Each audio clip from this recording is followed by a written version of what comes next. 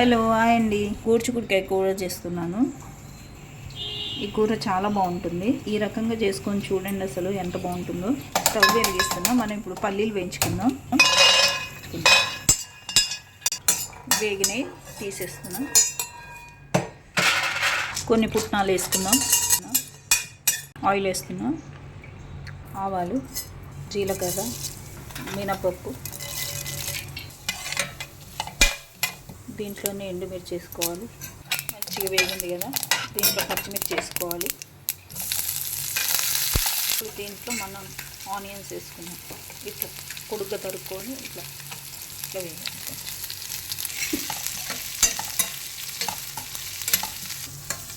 దీంట్లో కొంచెం మనం కరివేపాకు వేసుకున్నాం. ఇప్పుడు దంచి పెట్టుకున్న వెల్లుల్లి ముద్దేద్దాం. కోర్సుగా చేసుకోవాలి వెల్లుల్లి. నేనైతే రాయితో దంచా, మిక్సీలో వేయలేదు. కొంచెం ఈలోగా ఇంగు వేసుకుందాం. కొంచెం వేసుకోవాలి, ఇది బాగా స్మెల్ వస్తుంది. నేను దీంట్లో గోరుచిక్కుడుకాయ ఉడకపెట్టాను.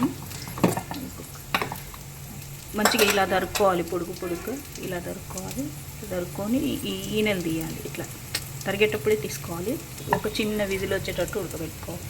దీంట్లోకి ఈ వేయించుకున్న గోరుచిక్కుడుకాయ వేసుకోవాలి.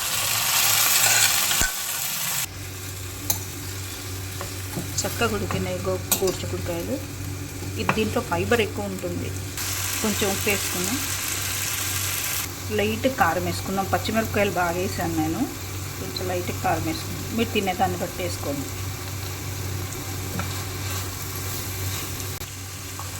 కొంచెం పసుపు వేసుకున్నాం.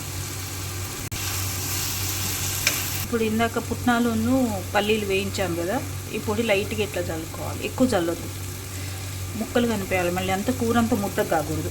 కూర ముక్కలుగానే ఉండాలి. ఇలా చల్లుకొని కలిపేసుకోవాలి.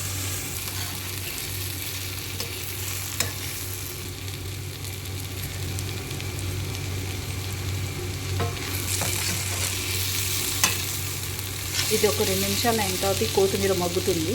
అప్పుడు ఆ పచ్చి వాసన పోతుంది. కొంచెం పైన లైట్గా వేసేసుకొని స్టవ్ ఆఫ్ చేయడమే. కూర ఉంటుందండి, చాలా బాగుంటుంది. స్టవ్ ఆఫ్ చేసి 1 నిమిషం మూత పెట్టేస్తే చక్కగా ఆ కొత్తిమీర కూడా కొంచెం ఆ కాడలు అవి చిన్న మగ్గుతాయి. ఆ పచ్చి వాసన పోతుంది. స్టవ్ ఆఫ్ చేశాను. ఈ కూర మీద ఇలా 1 నిమిషం మూత పెట్టేసుకోవాలి. స్టవ్ ఆఫ్ చేశా కదా, మూత పెట్టేసుకొని ఒక 2 నిమిషాలు మూత తీద్దాం. 2 మినిట్స్ అయిపోయింది, తీసాను. కూర చూడండి చక్కగా మగ్గింది. దీంట్లో ఇప్పుడు ఫైబర్ ఉంటుంది, ప్రోటీన్ ఉంటుంది, ఐరన్ ఉంటుంది. మంచి హెల్దీ కర్రీ ఇది. లైక్ చేయండి, షేర్ చేయండి, సబ్స్క్రైబ్ చేయండి.